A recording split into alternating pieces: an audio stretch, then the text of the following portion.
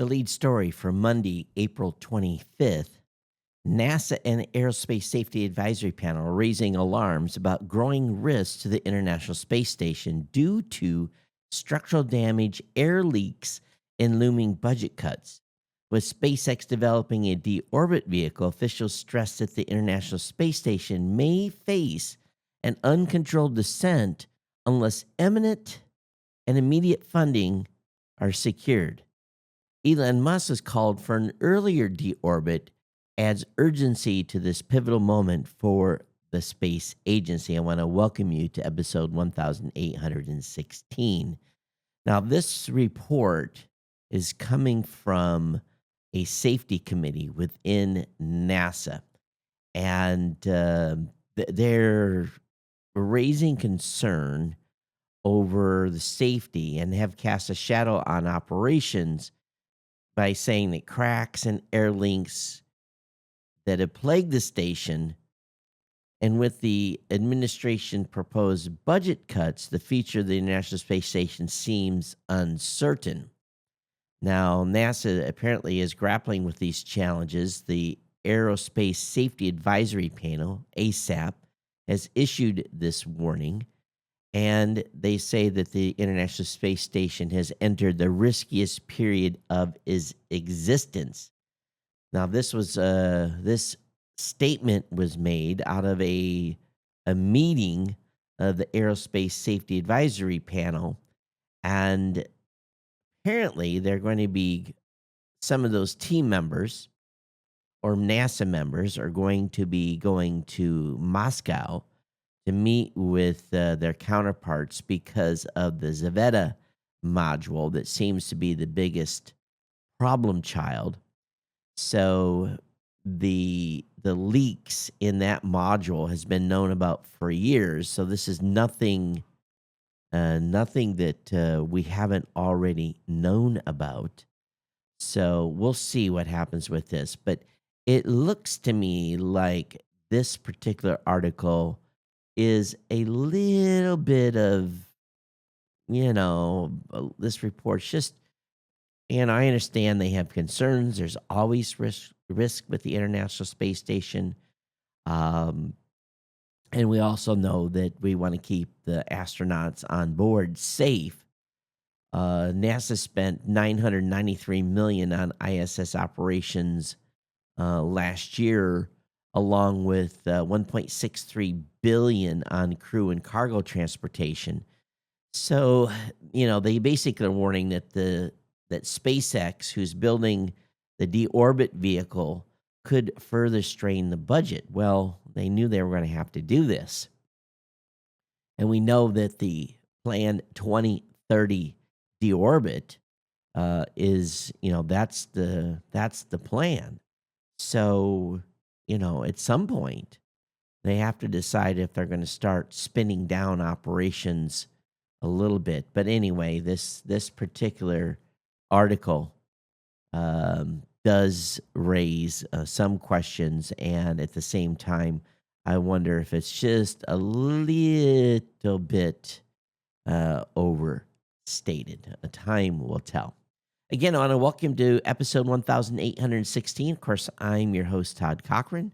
A shout out to our incredible sponsor at GoDaddy. You can score exclusive deals and discounts at geeknewscentral.com/GoDaddy.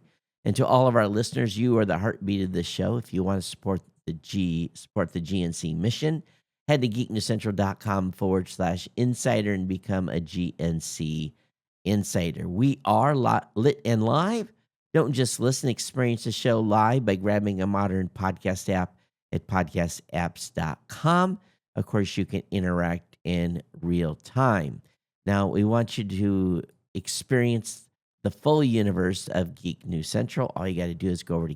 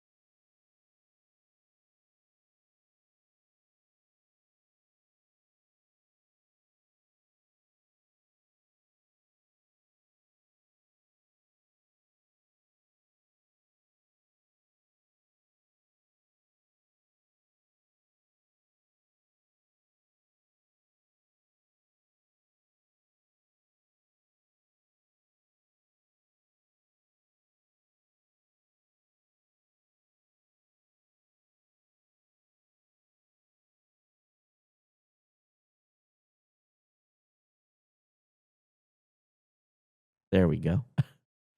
It's like everything works and then it doesn't work. It's kind of funny. Okay. So I guess I'm recording again or I've got audio again. Uh, for the live stream, for those of you on the live stream, yeah, I guess we'll be fixing this again in post. Just never fails. It never fails. And it's the USB connection every time at this point. So let's go ahead and get into the stack. Microsoft is offering underperformers cash to quit. Microsoft has initiated a global consistent performance improvement process. And according to internal documents, employee flagged as underperformers now face two options: enter a performance improvement plan with clear expectations and a timeline for improvement, or accept a global voluntary separation agreement worth 16 weeks of pay.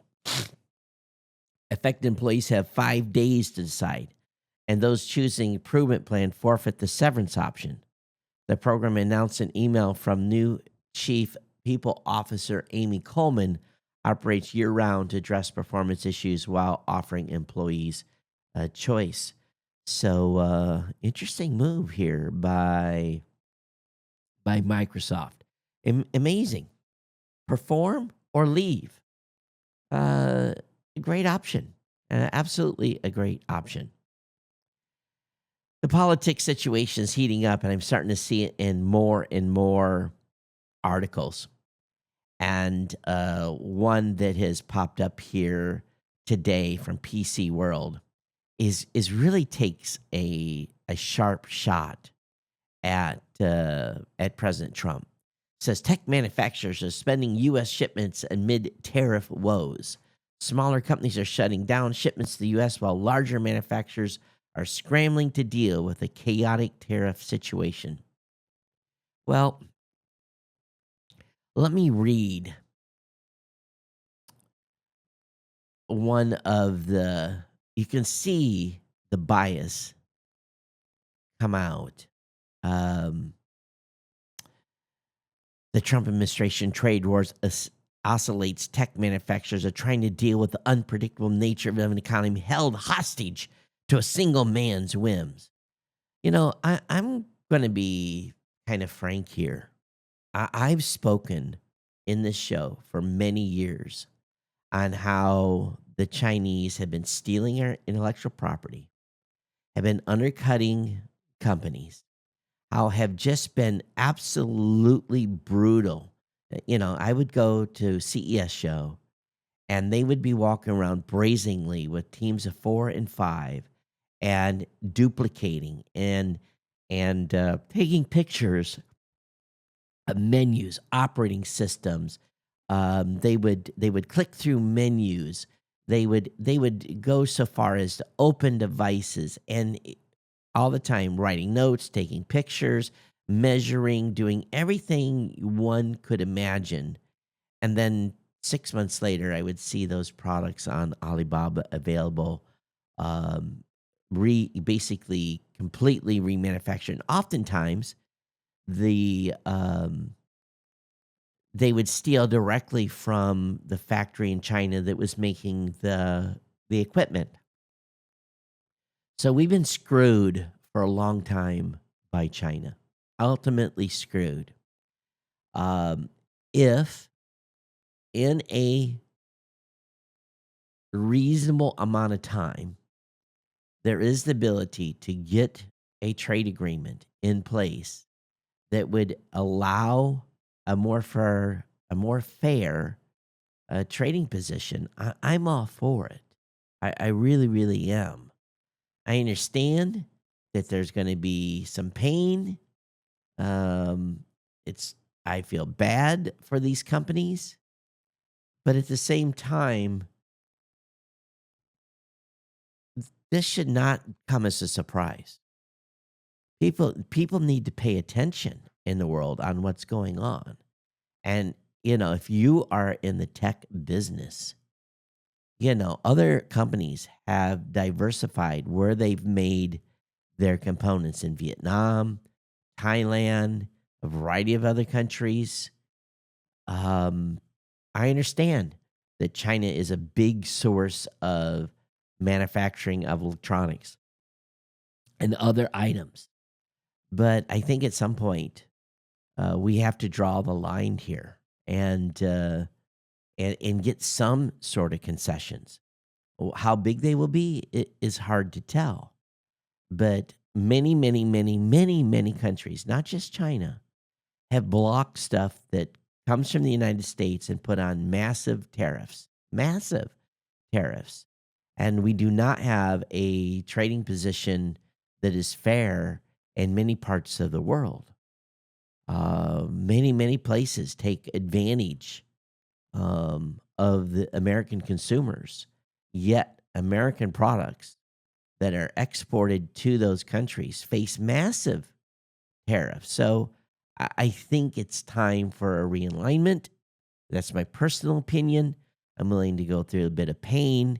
I'm hoping 60, 90, 120 days. We'll get it done. Time will tell. Reports that I'm seeing here, getting a little different aspect of news. It's having a real major impact in China. They're selling stuff in their factories for 5 cents on the dollar at this point, which is making a buyer's market for people that are should be able to, within the United States, to be able to buy stuff cheaper because, number one, the profit margins have been so high because of slave labor in China and not paying wages. They should be able to buy stuff up right now and not be impacted if they've lowered the price of the wholesale price of a product 50 to 75%. The tariffs are a wash. Great time to renegotiate contracts and get a better price. So, there's two sides to this thing. So I think time will tell on this, but I think people need to have been smart in their business dealings. I really, really do. But again, I'm not in the manufacturing of electronics equipment, and sourcing stuff from China can be easy, but time to think about that manufacturing at home too. I'd love to see that happen. I don't know if it's an impossible dream or not, for sure. At the same time, the White House has condemned Europe's extortion of Apple and Meta. A spokesperson for the administration said the DMA, the Digital Markets Act, and other EU regulations specifically target and undermine American companies and stifle innovation, enabling censorship. Now, if it looks like a trade war, swims like a trade war, and quacks like a trade war, then probably a trade war that is now broken out, this time be between the ES and EU, as the White House condemns Europe's punitive fines. We've talked about this many, many times on the show on how the EU has refilled their budget pot again with fines against Meta and Apple recently with 500 million euros and 200 million euros respectively. And these are all custom fitted penalties. The steep fines are just becoming a regular thing here, and this needs to stop. The self-righteousness of the EU to extort money out of American companies has to end as well. I agree. Because they specifically target these companies that have big piles of cash because they know they can pay it. Enforce them to pay it. There's a very it's not a nice phrase, but the phrase here is if I go and get transportation, I always pay more for transportation than what a local does, and it's commonly referred to as a skin tax for when I'm doing certain things. I go to the market, I pay a higher price than locals. I have less negotiating power when I try to negotiate a price on a product and it's just a fact of life. Well, what's happening in the EU is this is a it's essentially um, a tax against these companies because they can extract it um, from them a little bit at a time. And the EU has been very crazy in all of the stuff that they've, their lord oversight of everything tech. So I think I agree to an extent that our American companies have to be protected. Now, if you live in the EU, maybe you feel differently. I don't know. Maybe you feel the same. I'd love to hear from you. If you're in the EU and listening to the show, do you agree with the extortion of Apple and Meta and so forth? The more happy note, everything on Netflix in May 2025 is been announced. So I'll have that link up in the show notes for you to review. Ransomware in the United States has cost victims $16.6 billion in 2024. Think about that. 16.6. Complain about tax rose 9%, and 16.6%, a 33% increase. And this is where someone hacks into your system, locks your data, and demands a check. Crazy stuff. IBM stock has fell after results reveal U.S. government contracts have been canceled by DOGE. IBM stocks fell 6.6% after the U.S. government canceled $100 million in contracts from IBM. I think you're going to see more of these types of reports coming out in earnings reports as we're trying to slash the budget. A lot of money going to a lot of companies for a lot of various reasons, and cutting some of these useless contracts is probably well worth it at this point. All of us have seen this, and the title of this article is Ads versus Paywalls, the ongoing tug of war for website money. And, the internet's a pretty chaotic place. You can find everything from cat videos to thought-provoking pieces. And, websites need money to keep running, just like my website needs, and this show needs money to keep running. And people are asking today, which one works better, ads on websites or paywalls? If I paid for everything that I was asked to pay for, I would have no money left. If I subscribed to every site that was trying to extract dollars from me, it would be an insane amount of money. So, what do you pick? And you pick ads, and I essentially pick ads 90% of the time.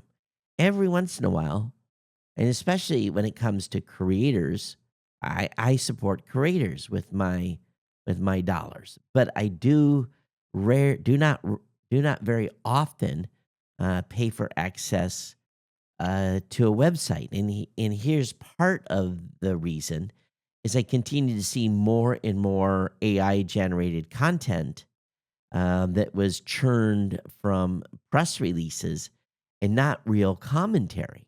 And or just like the PC World article we talked about earlier, all of a sudden they're getting politically biased, and it's amazing. You would think in tech that there would not be this political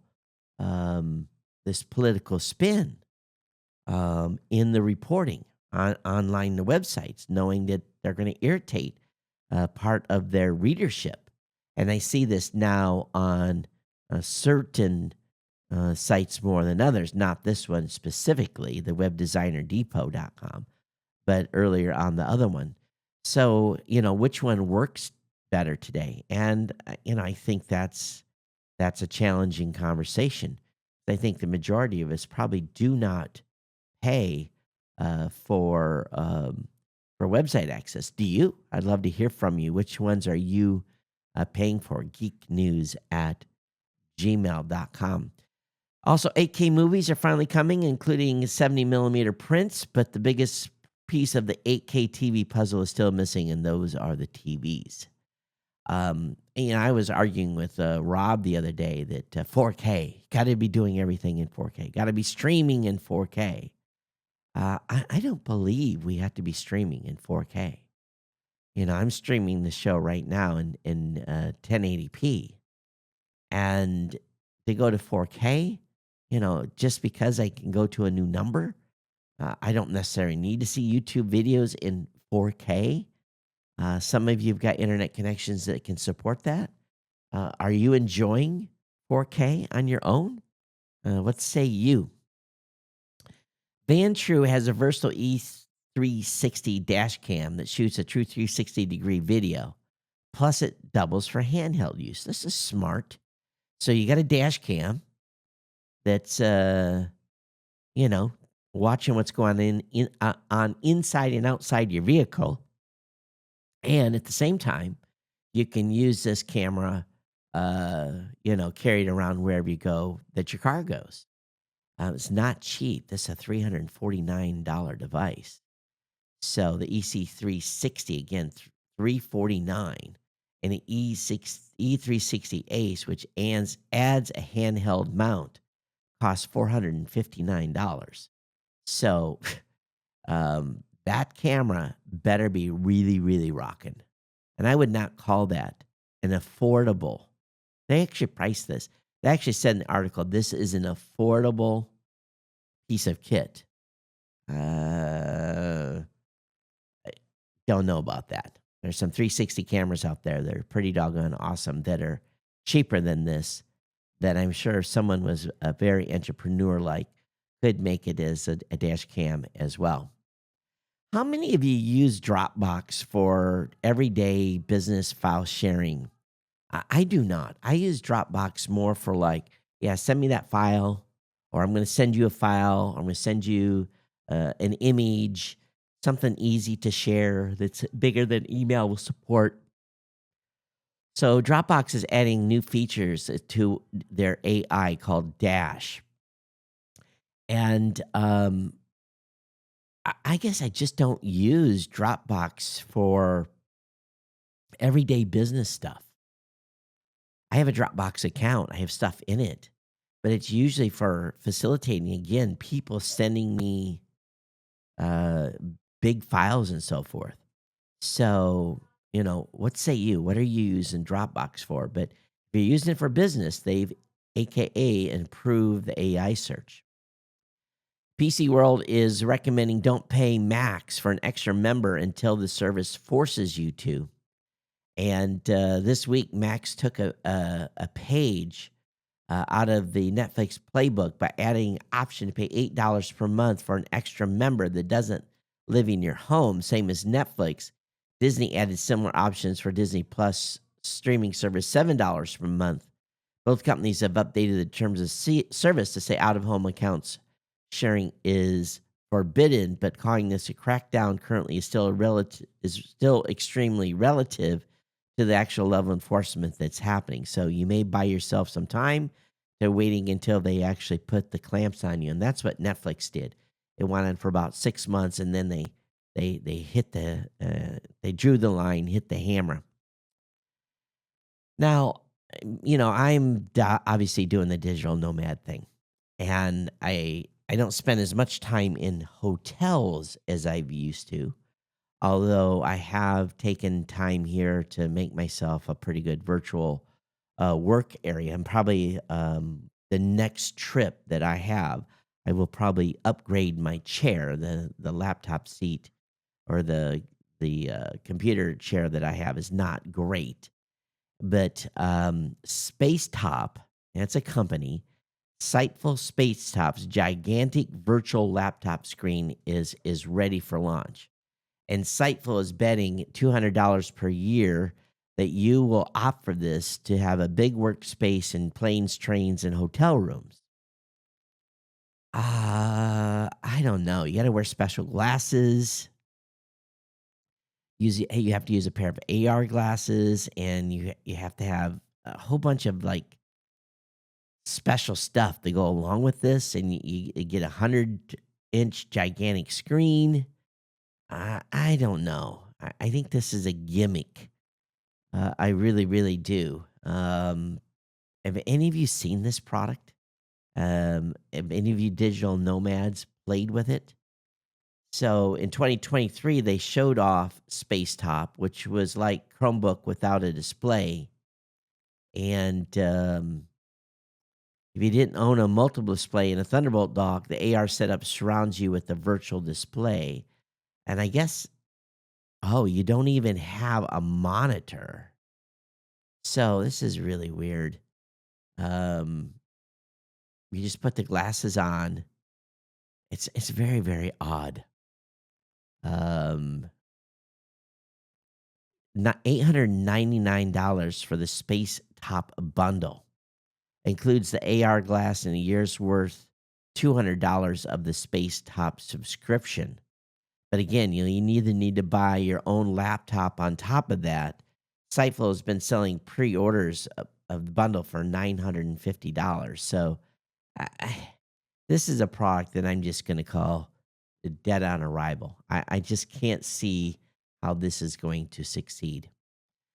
Google has announced that they extended the Pixel 7a repair program for battery swelling issues. So if you have a 7a, you're going to be able to still get that fixed for a short period of time. Samsung's next Galaxy Unpacked event could be heading back to New York. The annual event is likely to return to the Big Apple after more than 2 years. So we'll see what happens there with that announcement. The BBC is reporting that President Trump's crypto soars as President offers dinner to top holders. The price of Trump's cryptocurrency has went up. According to crypto trading platform Coinbase, the crypto jumped more than 70% after announcement. It remains well below the record high of more than $74 reached shortly after it's launched. It's currently at, what is the price? They're going to have a gala dinner, which we had at Trump National Club in Washington. And they're going to make this available for 25 coin holders. The current circulation is around 2.5 billion. Of course, a lot of people have been talking about all kinds of legal actions around this. So we will see. I do not own any Trump crypto. I only hold Bitcoin at this point. 5.5 million patients are affected by a data breach at Yale New Haven Health. It's another hack that took place on April 11th. At the same time, Blue Shield of California had a data breach impacting 4.7 million people. That happened back in February. So these reports coming out. So be aware of that if you're a customer of one of those two. The FBI is also reporting cybercrime losses surpassed 16.6 billion. So I think we talked about this a little bit already. So a double article. Sorry about that. Top employee monitoring app has leaked 21 million screenshots on thousands of users. It's called Work Composer. Work Composer has been leaking screenshots of user activity on the clear web. This is not good. So a major time tracking company has got a flaw. So meanwhile, you've been tracking your employees while at the same exact time your everything they're doing for you is being leaked. That's quite the nice situation, isn't it? Apple Watch users who close their rings today, I guess this is already over, will get a cool free package of limited edition digital prizes to celebrate 10 years of Apple Watch. Apple has dubbed April 24th as Global Close Your Rings Day. So those of you that are on the West Coast of the United States, you got a few more hours to do that. So should have had this out Monday. To celebrate Hubble Space Telescope's 35th anniversary in orbit, NASA and ESA has released a series of new out-of-this-world images spanning planets, nebulas, and galaxies. And I loaded this page up. and was looking at some of the images in the sidebar, and how Mitt, very, very cool stuff, and there for you to look at. Might be a new screen background for you potentially. So link will be up in the show notes, obviously. iPhone 16 Pro is now less popular than the baseline iPhone 16. Of course, the iPhone 16 has taken over the majority of all Apple phone sales, but the cheaper iPhone 16 is leading the pack here. So you're picking the regular version over the Pro version, size and cost. People are complaining about the Roku's new streaming stick lineup because it's confusing. Now, listen to this. The Plus is 4K, but the 4K is better than the Plus. So if you order the 4K Plus, it's not as good as the regular 4K. Why did they do this? Now, of course, you have to have a 4K TV, and of course, you want a 4K TV streaming stick.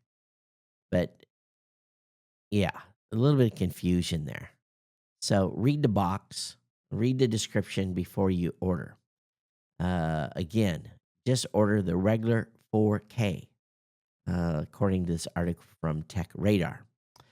Google is also demanding that some of its remote employees return to the office or lose their jobs. So Google is reportedly enforcing a new hybrid work model where employees are being asked to come to the office at least 3 days a week, and those who fail to comply could face termination. And now it's not a company-wide mandate. It's just certain sections or certain divisions. Now listen to this. For the AI division, boss Sergey Brin is mandated in-off presence, adding that 60 hours per week is optimal for productivity. I put in nearly 60 hours a week. I do. I can't get everything done in 40 hours. Nearly impossible. So, if you're complaining about your 40-hour week, you're going to work at Google and you're going to be on some of these teams, 60 hours is going to be the dealio. I think companies are now starting to put out products just to put out products. Here's another one. iRobot has launched a new flagship Roomba, but it's less impressive than its existing models. The Roomba Max 705 only is a vacuum. It doesn't have any brushing capability. So they're confused on why other units that are available today, it's just like they went backwards with this, but not backwards in price. So again, if you're shopping Roombas, definitely look at different models. I think that's super, super critical. Volkswagen will deploy thousands of robotaxis on Uber's platform in the United States. So, Volkswagen isn't typically mentioned in conversations about robotaxis, but the German auto giant has been quietly working on its self-driving tech for over a decade. And they're going to start commercial robotaxi service in Los Angeles in 2026. The vehicles will be VW's ID Buzz electric minivans equipped with self-driving sensors and software developed by subsidiary Moya. So keep an eye out for these coming in 2026. The EU has introduced new smartphone labels for battery life and repairability. So they want you to know exactly how repairable your smartphone is, and most of them are barely repairable. And it gives an A, B, C, D, E grade for that, and you'll probably have to figure out the code here, but they give it a grade from A to G, assuming A is best and G is worst. So, and also battery lifetime as well. So, interesting new label for devices. You never know where the threat is going to come from, but booby-trapped Alpine Quest Android app is geolocating Russian soldiers. Oh. The software in question is a legit topographical mapping tool popular among hikers, hunters, and more. Russian military personnel operation and combat zones have found a tampered version with spyware dubbed as Android Spy 1292 injected into it, origin unknown, ha ha ha, Ukraine. And threat actors embedded this into the older Alpine Quest app version, distributed a Trojanized variant under the guise of a freely available application to Russian forces. So nothing like having the IP. I mean the long location of your enemy. According to the register, your vendor may be the weakest link. Percentage of third-party breaches doubled in the past year. And, of course, this probably is exactly the case. Of course, now this is according – this didn't come from the the register is reporting on what Verizon is saying. Verizon data breach investigation, one of the industry's most watched autopsies on what actually goes on in InfoSec this year's edition, released Wednesday. It found that the proportion of breaches involving third parties rose from 15% to 30%. This figure includes those breaches, including in instance which data losses was confirmed caused by escalated software vulnerabilities. So it's always more and more. It's now companies that are integrated with your platform that are causing the data loss. And at the same time, people have to realize that those APIs, those integrations that are made available, those have to be pretty tight and not let people have access to data they shouldn't have. LinkedIn will let your verified identity show up on other platforms. I didn't even know this is a thing. I don't know if I even have a verified identity on LinkedIn, but I guess it's getting progressively cheaper and easier to pretend you're someone you're not online. You're also able to do so in ways that look more credible than ever. So they're offering I guess they introduced verification in 2023, allowing users to confirm specific details such as identity, workplace, or education history using government-issued IDs or company emails. So I don't know if I've verified ever before or not. It's been around a couple of years. So 20 years ago, yes, 20 years ago, the first video was uploaded to YouTube. And they were very short and sweet, 20 seconds, 60 seconds. 20 years ago, we were introduced to YouTube. Of course, the home of all podcasts now, ha, ha, ha, quote, unquote. So happy 20th, YouTube. So a lot of earnings reports are coming out right now. A lot of the tech companies are reporting big earnings. So a lot of that data is surging. Alphabet has reported Q1 revenues up 12%. And so we'll start seeing more of these in the coming days. All right, we're going to wrap this up. I want to thank everyone for being here. Of course, if you are wanting to participate, drop me an email, geeknews@gmail.com, on all the commentary today. Don't forget about our sponsor, GoDaddy, geeknewscentral.com/GoDaddy. Of course, if you want to become an insider and support the show, you can do that as well, geeknewscentral.com/insider. It's been my pleasure to bring you the show today. Thank you so much for hanging out with me. I'll be back with you on Monday for another edition of the Geek News Central podcast. Everyone take care. We'll see you next time. And those you've been on live, thank you for being here as well. Bye-bye.